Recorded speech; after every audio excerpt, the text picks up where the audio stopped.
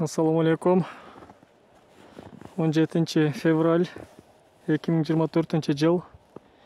Бишкек Карабалта жак, Карабалтага жакын бир аймакта поезд жолдун жанындагы бир аралаш мөмө жемиш багы. Бул жерде алманын Галавал деген сорту, кыйы асты подвою MM106 полукарлик 2 метрге 4 метр аралык менен тигилген. 2 жаштагы бактар. Ар жакта дагы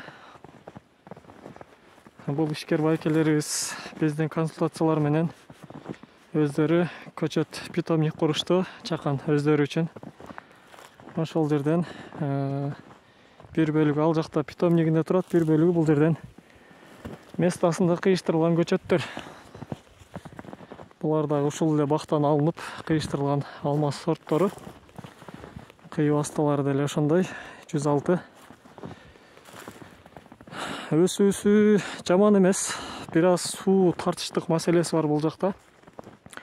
Топурагы шагылдуу. Бир аз ошол үчүн суу көп кармалбайт. Бул жак бутал элек жагы, бул жак буталган тараптары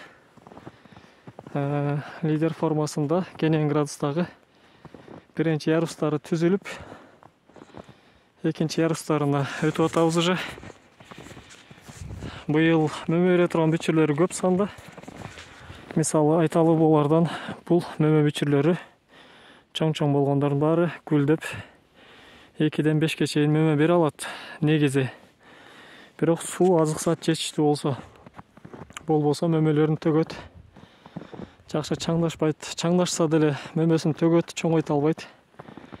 Натыйжада саны көбүрөөк болсо да сапаты начар мөмөлөр пайда болот.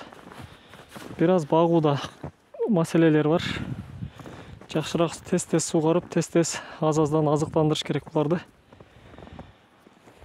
Мына ошондой көрүнүш. Эртең менен -18 болгон. Азыр уже -8, -10дон тегереги.